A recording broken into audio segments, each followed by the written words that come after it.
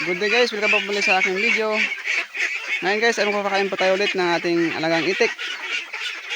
Ngayon ay naghalo po tayo ng asula sa kanilang pakain. Yan po yung kanilang favorites guys. Yung pinaghalo natin asula at barak. Ito ang sabi ng mga idol. Ito mga idol, samahan na po ako sa pagpapakain ng ating alagang itik.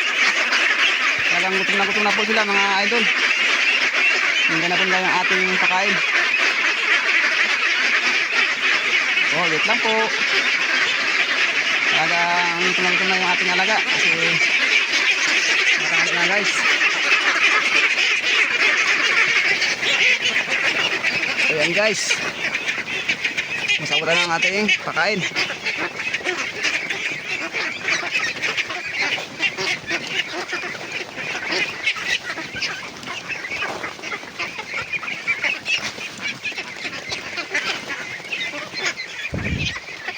Ito guys, pamang-camera mag-video na mag-isa.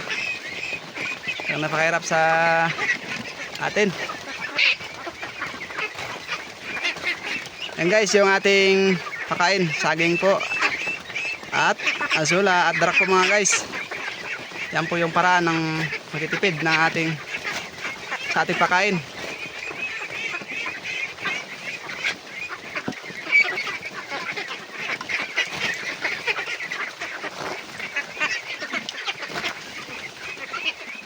Ngayon guys, ay magpipid naman tayo ulit sa ating alagang itik. Kasi pinag-alternate lang po yung papakain sa kanila ng feeds. At papakain po tayo ng organic. At pangapon naman po guys, binabuhay po natin sila. Pinipids po natin sila. Ako guys, nakakagastos talaga ng itikan. Pag-alaga ng itik.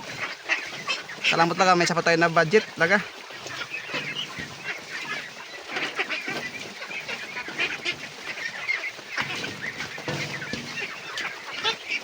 And guys, tapos na yung bigatan ng pagkain. Hanggang ubusin na tayo guys yung ating binigay. Oh. Kung makita nyo guys, hanggang simot na simot. Diba?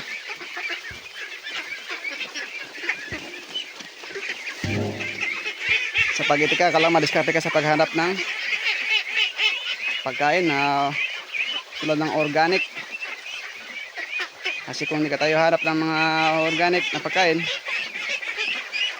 kasi naman pakamahal ng pins ngayon mga idol, kaya tipid-tipid mo tayo. Kahit paano mga idol, makakasurvive din yung ating alang itik sa araw-araw sa papakain lang natin ng organic na pagkain. Basta't mga idol, paghapon na po binabuhay natin sila, papakain po tayo ng feeds para hindi pa rin po sila mga ngayayat. Kasi po adlo, pag nangangayat po yung ating alang itik, yan din po yung saninahan ng pagkamatay. Malulong po sila mga idol. Kaya tips ko sa inyo, kahit napapakain kayo ng organic, ang pakain di ba tayo ng feeds. Kumbaga sa isang araw, dalawang beses tayo magpakain ng organic, umaga at tanghali. Sa hapon natin mga idol, babawain sila feeds para hindi pa sila mga ngayayat. Pero idol, itong asula ay malaki pong sustansya na nakuha ito.